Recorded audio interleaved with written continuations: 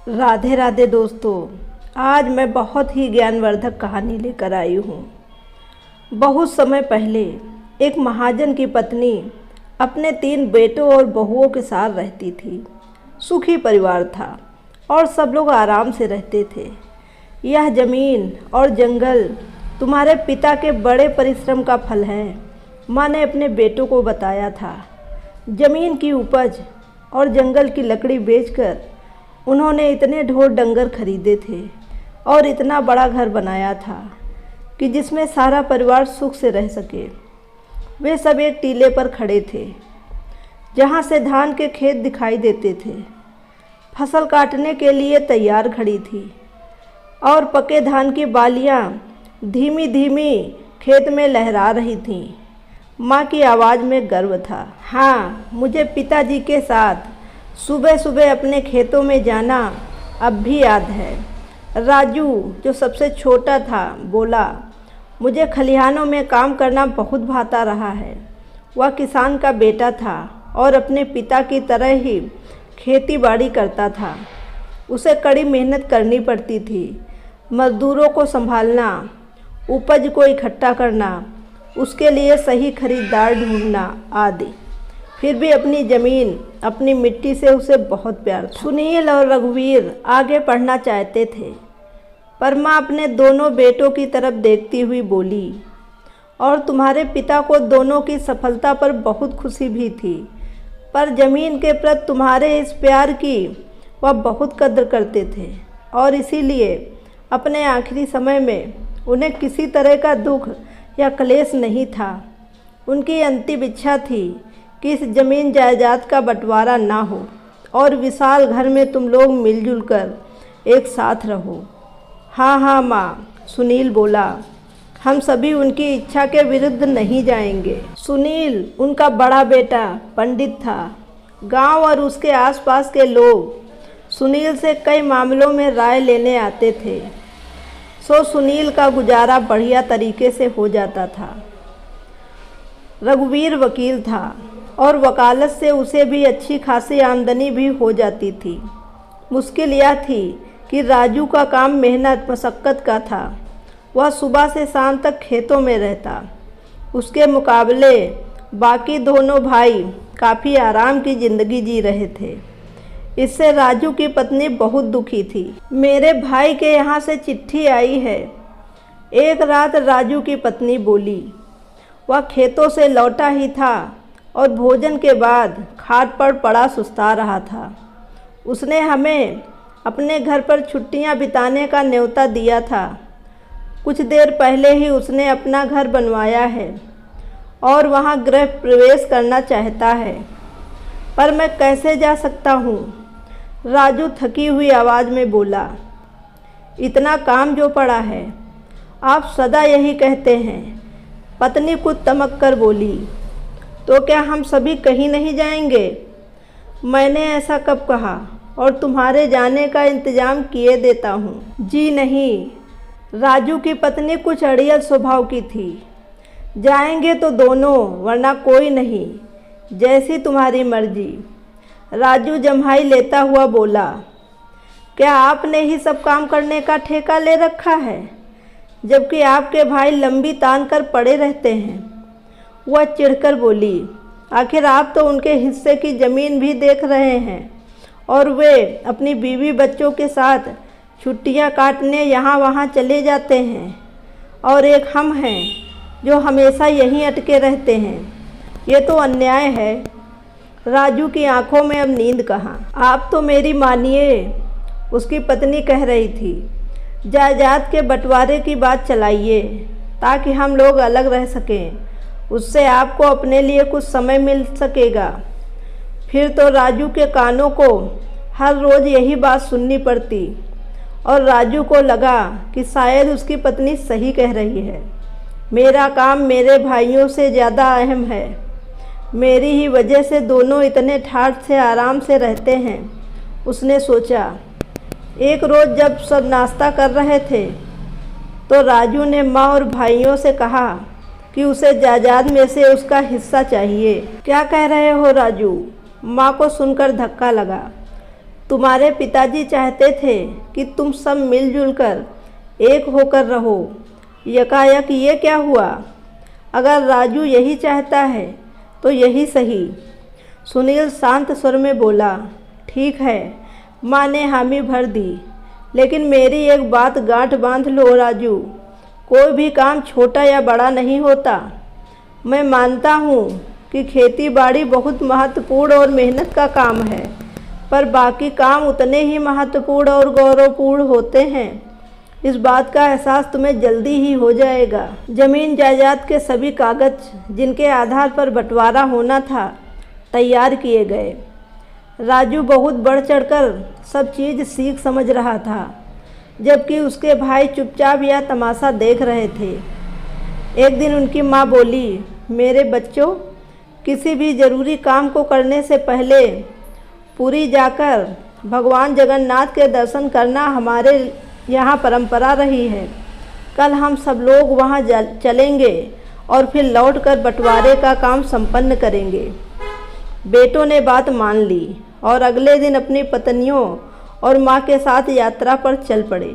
मंदिर में दर्शन के बाद वे लौट रहे थे तो माँ ने कहा, बच्चों, मैं बहुत थक गई हूँ और भूख भी लग रही है। आगे चलने से पहले यहाँ बैठकर कुछ खा लेते हैं और आराम भी कर लेते हैं।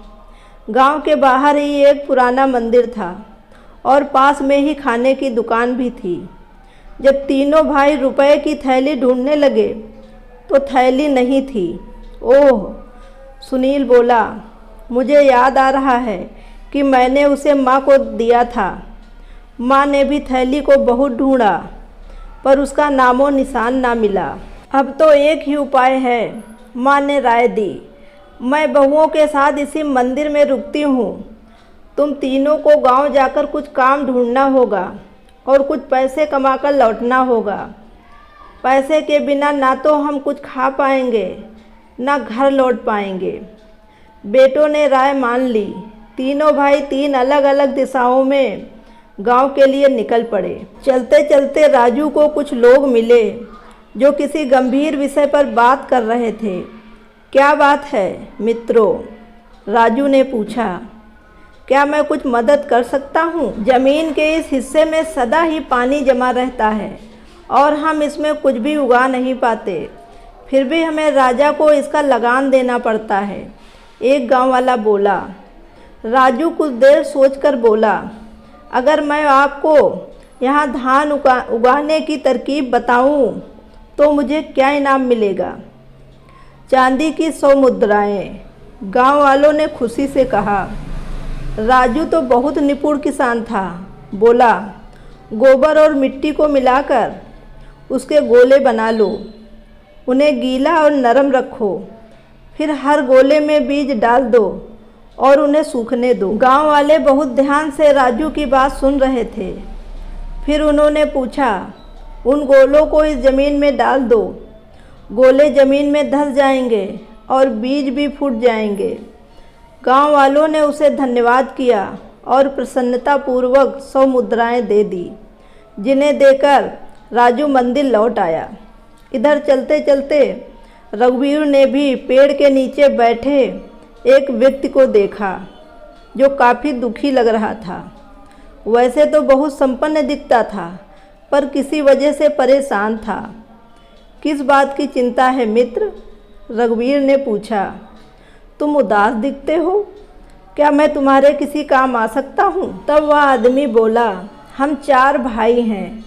वह कहने लगा, मृत्यु से पहले हमारे पिता ने हमारी संपत्ति हम चारों में बांट दी थी, लेकिन एक काली बिल्ली थी जिसे बांटना बहुत मुश्किल था।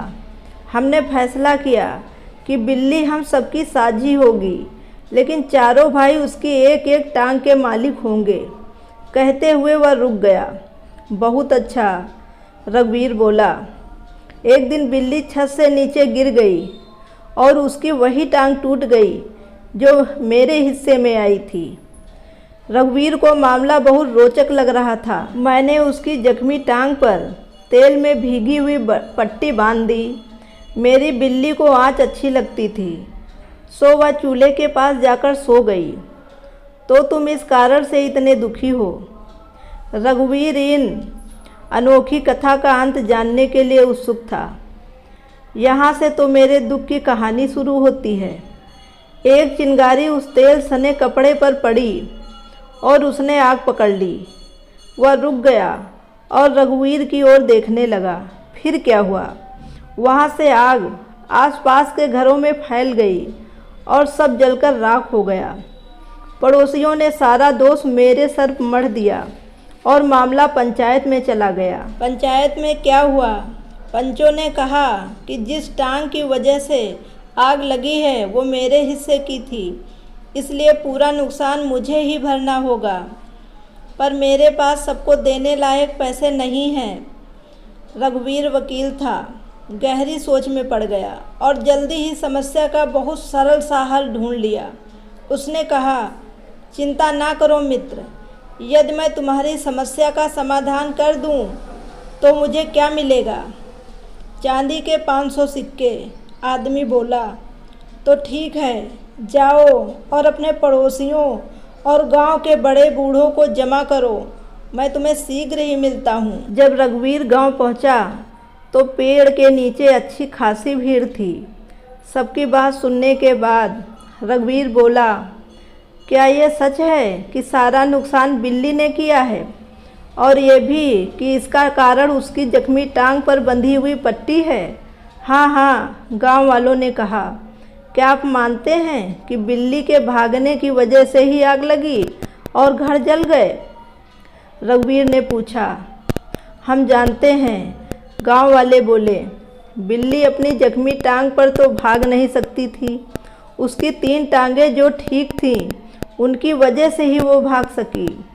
रघुवीर अपने शब्दों का असर देखने के लिए थोड़ा सा रुका। हाँ सच है, अपनी 3 ठीक टांगों पर ही वह भाग सकी। तो फिर पंचायत फैसला करे कि आग लगने का नुकसान कौन चुकाएगा। रघुवीर की बुद्धि ने सबको अचंभे में डाल दिया और सभी हामी में सिर हिलाने लगे। फैसला हुआ कि 3 टांगों के मालिक ही हर्जाना भरेंगे। जख्मी टांग का मालिक बहुत खुश हुआ और वादे के मुताबिक उसने रघुवीर को चांदी के 500 मुद्राएं दे दी। रघुवीर पैसे लेकर मंदिर लौट आया। इसी बीच सुनील, जो सबसे बड़ा था, ने भी चलते एक घर के किसी के रोने की आवाज़ सुनी। वह घर बहुत बड़ा था और उसके बाहर एक दरबान भी खड़ा था। ऐसे आलीशान घर में रो कौन रहा है? कौन रहता है यहाँ? उसने दरबार से पूछा। श्रीमान, यहाँ राजा के मंत्री महोदय रहते हैं, दरबान बोला। क्या आप मुझे उनके पास ले चलेंगे? दरबान मंत्री से आज्ञा लेकर साधु को घर के भीतर ले गया। स्वयं मंत्री महोदय असुपूर्ण हो रहे थे। क्या बात है मंत्रीवर? सुनील ने पूछा। यदि आप मुझे अपना कष्ट बताएं तो शायद मैं कुछ सहायता कर सकूं। राजा लोग भी अजीब सन की होते हैं। मंत्री ने सुनील को देखकर और उसके शब्दों से अनुमान लगाया कि वह एक विद्वान पुरुष है। हमारे राजा ने हमें अपने हाथी के वजन का पता लगाने के लिए कहा है। अगर मैं ऐसा करने में असफल रहा तो मेरा सिर धड़ से अलग करवा दिया जाएगा। इतना कहकर मंत्री फिर रोने लगा। कुछ देर सोचने के बाद सुनील बोला, चिंता ना करें पूज्यवर, यदि हाथी का वजन पता लगाने में मैं आपकी सहायता करूं तो मेरा पुरस्कार क्या होगा? मंत्री तो मंत्री था, उसने भी अपने रुतबे को ध्यान में रखकर जवाब दिया, 1000 स्वर्ण मुद्राएं। वह शान से बोला। सुनील ने मंत्री से कहा कि उस हाथी के पास ले जाया जाए। वहाँ से हाथी को एक ऐसी नदी के किनारे ले जाया जाए जहाँ बहुत सी नौकाएं खड़ी थीं। कृपया महावत से कहिए कि हाथी को नाव में खड़ा करे। सुनील ने कहा। ऐसा करते ही नौका पानी में धंसने लगी और धंसना रुक गया। जहाँ तक नौका धंसी है, कृपया वहाँ निशान लगाइए। उसने वहाँ खड़े अफसरों से कहा, जो उसे बहुत हैरानी से देख रहे थे। जब हाथी को बाहर निकालकर उसे बड़े बड़े पत्थरों से भर दीजिए और जब तक भरते रहिए जब तक नाव पुराने लगे हुए निशान तक धंस ना जाए। वह बोला। ऐसा होते ही वो बोला, इन पत्थरों को तौलिए, इनका वजन हाथी के वजन के बराबर होगा। मंत्री महोदय इतने खुश हो गए कि 1000 मुद्राओं के साथ साथ उन्होंने सुनील को कुछ और भी वस्तुएं भेंट दी। सुनील उन्हें लेकर मंदिर लौटा जहां सब लोग उसका इंतज़ार कर रहे थे। उन्होंने छककर भोजन किया और चलने की तैयारी करने लगे। तभी माँ ने पैसों की वो गुम हुई थैली निकालकर अपने बेटों और बहुओं को दिखाई। मैंने जानबूझकर इसे छिपा दिया था। उसका स्वर गंभीर था।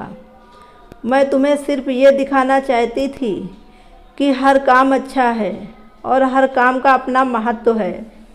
राजू, मुझे आशा है कि तुम समझ गए होगे कि तुम्हारे भाई भी बहुत कमाते हैं जो सारे परिवार के भरण पोषण के काम आता है।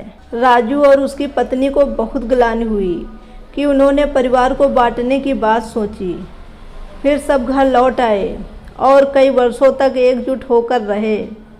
बुद्धिमान माँ को संतोष था कि उसके परिवार में जो छोटी सी दरार पड़ गई थी वो भर चुकी है। दोस्तों, आपको कहानी कैसी लगी कमेंट बॉक्स में ज़रूर बताएं और अगर कहानी अच्छी लगी हो तो इसे लाइक शेयर करें और मेरे चैनल को सब्सक्राइब ज़रूर करें। Thank you very much.